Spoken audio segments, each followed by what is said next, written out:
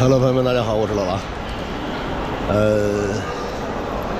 准备离开芜湖了，在这里跟大伙说声抱歉啊。原本是答应大家伙发一期奇瑞工厂的视频的，但是呢，可能要食言了。为什么呢？今天到工厂参观的时候呢，工厂负责人专门说了，就是生产线以及装配车间，就是整个车间里边吧，不能拍照，也不能拍视频。为什么呢？因为里边涉及一些行业机密，有一些还没有上市的车，在里边有装配。另外，朋友们也知道，这都是有竞争企业的，你要是拍这些东西了之后，会引起这个一些麻烦，就是商业机密提前透露吧。所以说，我们就没有拍那么多的视频。也不是说没有拍那么多视频吧，就是厂区里边根本就没拍，拍了一些即将上市的一个车型。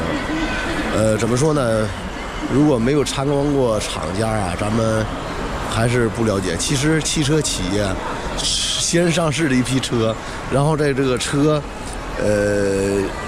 上市之后，它要储存3到2个这个车型没上市的，也就是说，为什么咱们这个买车都是今天买了，然后隔3个月、4个月，马上又有更新，是因为它始终有这个预备的车型是放在后边的。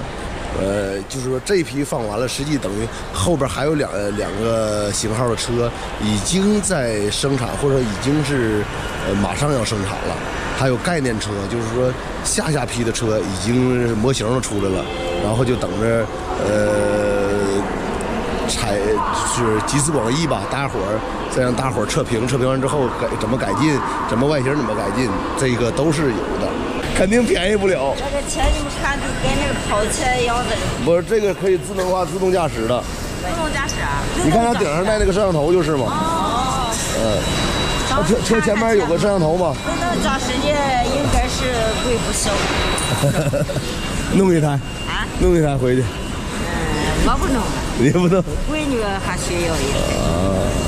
而且我参观了奇瑞厂子，最大的感想就是什么呢？儿子，你想打螺丝，文化低了都打不了啊！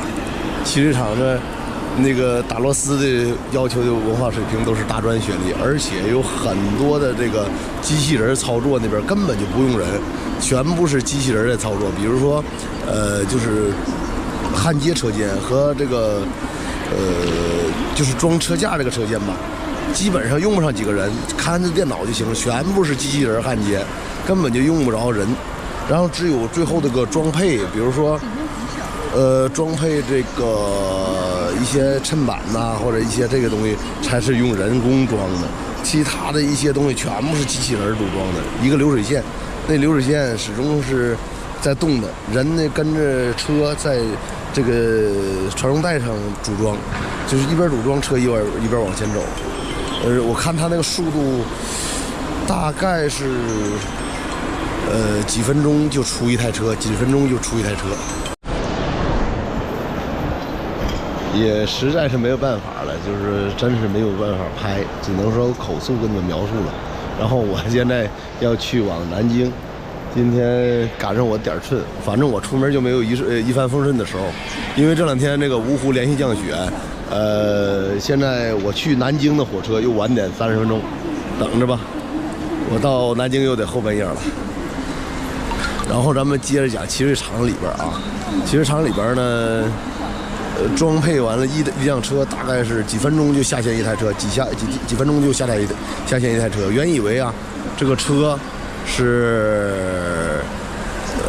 一个生产线就产一辆车，不是，它这个车整个这个生产线什么车都下，瑞虎8啊，A8啊，艾瑞泽啊，还有那个瑞虎9啊，捷途啊，好像这上都出。然后这个生产线一会儿出台这车，一会儿出台那车，反正他们什么都装配。我只能是这么跟你说，但是实在是拍不了视频，而且里边运送备件那些都不用人了，全是机器人，5G 的机器人在里边来回给你们运送备件，各个区域的全是机器人走，根本就用不上人。所以说现在你说我去厂家打螺丝去，如果照这个趋势发展，以后打螺丝没有文化，人家都不用你。然后我们还参观了奇瑞的碰撞车间，就是这个车试验碰撞。那个碰撞好碰撞，那个大钢绳一绕跑到120或者跑80迈碰撞，那个挺简单。但是这里边复杂的是什么呢？假人儿。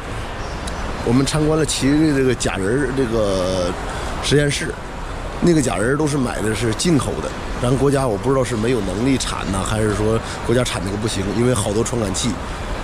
据那个算导游吧，给我们介绍说，这一个假人就需要100个 W 去购买，然后还需要在恒温湿度要保持的很好的地方去保存，否则的话，这个假人那个保存还不好，因为保存坏了以后数据就不准了。而且他们有的时候也出租一次一个假人就10个 W。哎呀，我都想跟他说一句，我说你把这个拿出去用我，放里边真实测验，你一次给我多少钱？反正我估计我一次就栩栩如生了。人家说了，用假人能够反馈个数据，用你啪嚓一下子，只能证明你挂了，然后你一句话说不出来。然后反正也算遗憾吧，奇瑞厂家还是没有看见，但是我自己开了眼界了。希望朋友们你们有机会也能去奇瑞厂家参观吧，但是最基本的你得是个奇瑞车主。然后有很多人说我这次是来做广告，其实朋友们我真的没有做广告，真的不是做广告，他们也不给我钱，他只是给我报销这个路费和什么的。但是奇瑞车现在造的确实是越来越不错了，等着吧。然后让你们看看今天参加年会和一些其他的视频吧，算个小片花。走吧。在这儿看上车了。亮灯了！我们来了！哎，真早！好了吗？炸个香！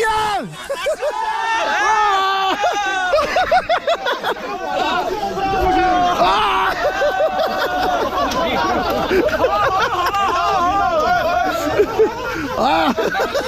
手举牌收一下，手举牌收一下，炸一朋友香。手举牌收一下。